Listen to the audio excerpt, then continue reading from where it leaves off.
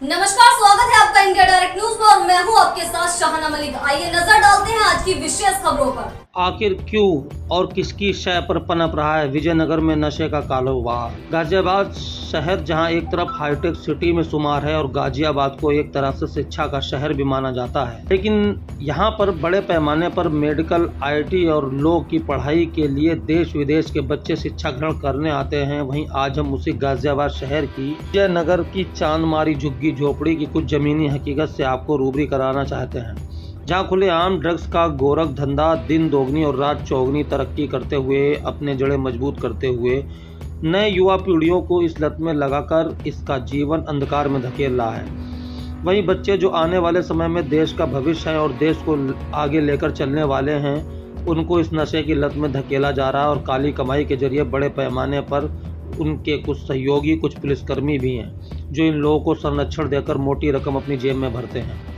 कुछ तो थाने के हिस्ट्री शीटर भी हैं जो इस काम में बांग्लादेशियों की मदद से कर रहे हैं, जिसका स्थानीय पता स्थानीय पुलिस को भी है, मगर इन पुलिसकर्मियों को लाखों रुपए की चमक के आगे कुछ भी दिखाई नहीं देता। इस पूरे काले कारनामे में कुछ गैंग के बारे में हम आपको बताते हैं। सुमन बंगालन इस पूरे गोरख धंधे में सबसे ऊपर नाम आता है। सुमन बंगालन, जो कि बंगाल की ना होकर इसके तार सीधे बांग्लादेश से जुड़े हुए हैं।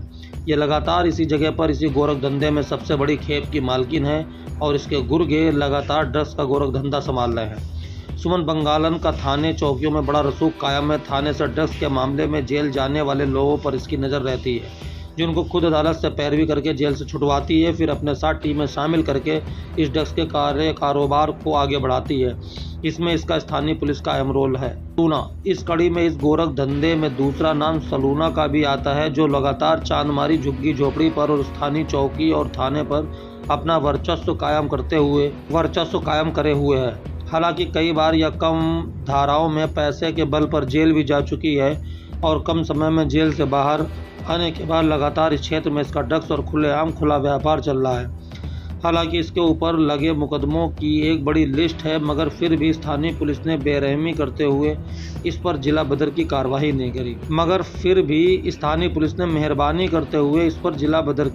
नहीं की। साहिल खान इस कड़ी में तीसरा नाम आता है। गाजियाबाद थाना विजयनगर के हिस्ट्री सीटर टॉप 10 बदमाश व जिला बदर साहिल का, जो मिर्जापुर का रहने वाला है और लगातार चांदमारी झुग्गी झोपड़ी पर ड्रग्स और सट्टे के काले कारनामों में लिप्त है, जो आए दिन स्थानीय पुलिस और थाने के आसपास भी कई बार देखा गया है। इससे यह प्रतीत होता है कि ये तो हिस्ट्री सीटर को पुलिस का कोई खौफ नहीं है, या फिर रुपए के बल पर यह स्थानीय पुलिस के साठगांठ से शहर में रह रहा है और अपना ड्रग्स का कारोबार चला रहा है।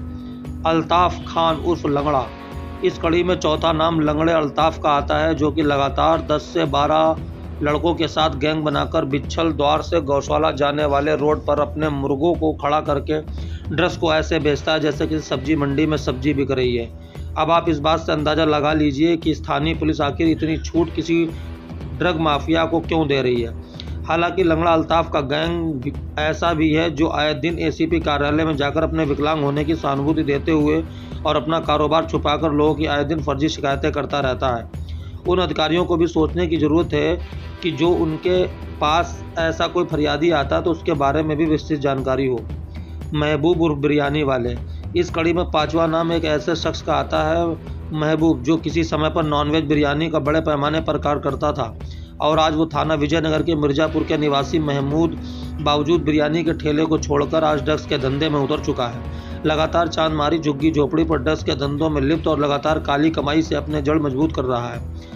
अब आप इस बात से अंदाज़ा लगा लीजिए, जो व्यक्ति बिरयानी के ठेले पर रोजाना 10,000 कमाता हो, वो ड्रग्स के काम में आखिर क्यों उतरा और आखिर इस कारनामे में कितनी मोटी रकम कमाई है, यह अंदाज़ा आप लगा सकते हैं। सलीम मलिक इस पूरे प्रकरण में छठे नंबर पर उस व्यक्ति का नाम आता है, जो व्यक्ति एक बहरूपिया और लोगों को दिखाने के लिए कबाड़े का कार्य करता है, जिसका नाम सलीम मलिक है। और इन सभी गैंग के साथ संपर्क में आने के बाद पुलिस से साठगांठ करना, मंथली सेटिंग करना, पैसे के लेन देन सब इसी सलीम व्यक्ति के द्वारा किया जाता है। इस कड़ी में कुछ पुलिसकर्मियों के नाम भी शामिल हैं जो लगातार इनके संपर्क में और मंथली उठाना इनका काम है और जिनका संरक्षण में ही यह ड्रग का धंधा रातों रात फूल रहा है। हालांकि उच्च अधिकारियों को इसकी भनक लग चुकी है और स्थानीय चौकियों और थानों के कुछ पुलिसकर्मियों के नंबर अब ट्रेस कराए जा रहे हैं और जल्द ही उन पुलिसकर्मियों पर अब कार्रवाई होने वाली है।